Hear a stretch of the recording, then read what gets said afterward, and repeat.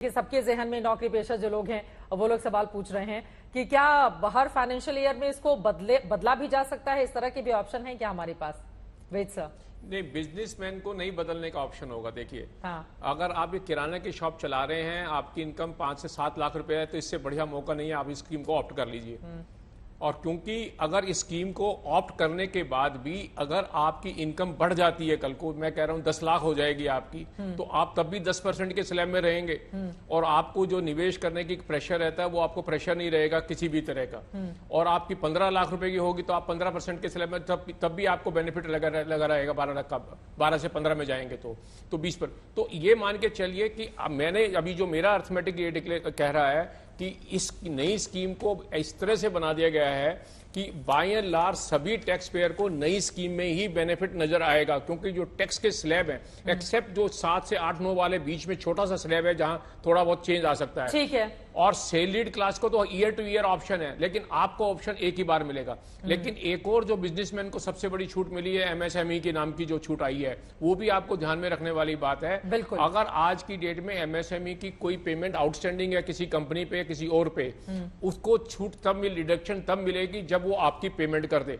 अगर वो पेमेंट नहीं करता है, उसने आपसे कोई परचेज किया है, कोई सर्विसेज लिया है, कुछ और लिया है, उसको डिडक्शन नहीं मिलेगी जब तक वो आपको पेमेंट। ये बहुत बड़ी बात आपकी ओर से बताई जा रही है। देखिए, हमारे साथ ये जो दोनों खास मेहमान जुड़े हुए हैं, उनके जरिए हम आपको बताने की कोशिश कर रहे हैं कि आप ज्यादा से ज्यादा पैसे कैसे बचा सकते हैं। और जो आज वित्त मंत्री की ओर से ऐलान किया गया है, टैक्स स्लैब में जो बहुत बड़ा बदलाव किया गया है, आम आदमी की भाषा में उसको कैसे समझा जाए, आज तक की हमारी यही कोशिश है। वित्त मंत्री से भी पलटकर पत्रकारों ने कई सवाल पूछे हैं, उनकी ओर से क्या जवाब दिए गए हैं आज के इस बजट को लेकर, वो सुन लेते हैं, उसके बाद चर्चा में आगे बढ़ेंगे।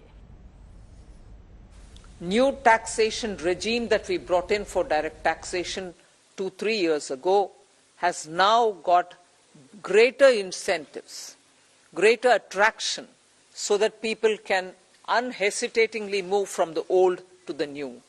Of course, we are not compelling anybody. Those who want to remain in old can still remain there for enough justifications that they can have.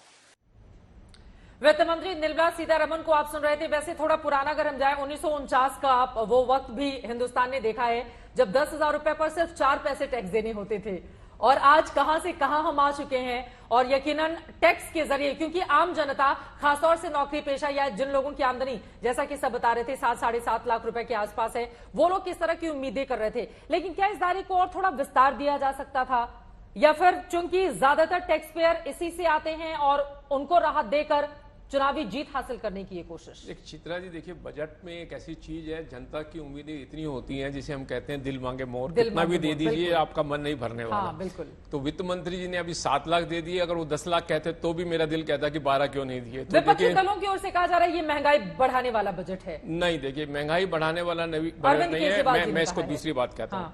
देखिए, जब एज ए इकोनॉमिस्ट आपको बजट के ऊपर फोकस करना है 2 बातों के लिए, कि इकोनॉमी की ग्रोथ करनी बहुत जरूरी है, हमें लोगों को अनेबलर बनाना है, अर्नर बनाना है, उनकी आमदनी बढ़ानी है, और इनकम तब बढ़ेगी जब आज बाजार में एक्टिविटी होगी।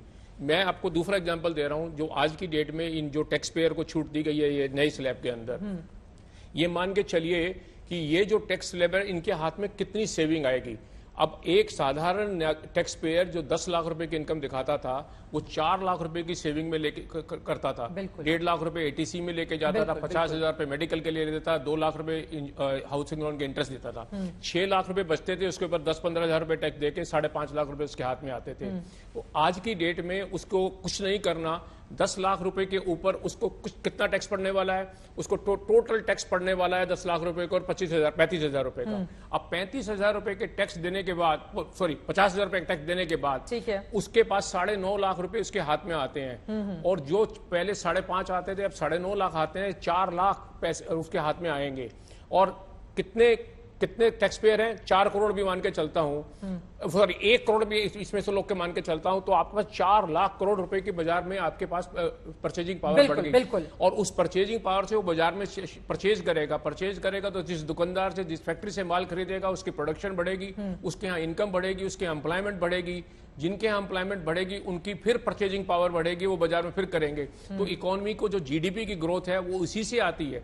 और जितने विकसित देश हैं उनकी इकोनॉमी का जो जीडीपी हाई होने का कारण यही है वो मनी को बहुत फास्ट रोटेट करते हैं, उनके यहाँ सेविंग कम है, कंजम्पशन ज्यादा है। इंडिया भी इतनी बड़ी देश की जनता है, तो इसीलिए टैक्स पेयर जो है उसके हाथ में ज्यादा से ज्यादा पैसा दिया गया और टैक्स कम किया गया, इसीलिए कि भाई वो बाजार में परचेजिंग पावर बढ़ा ले।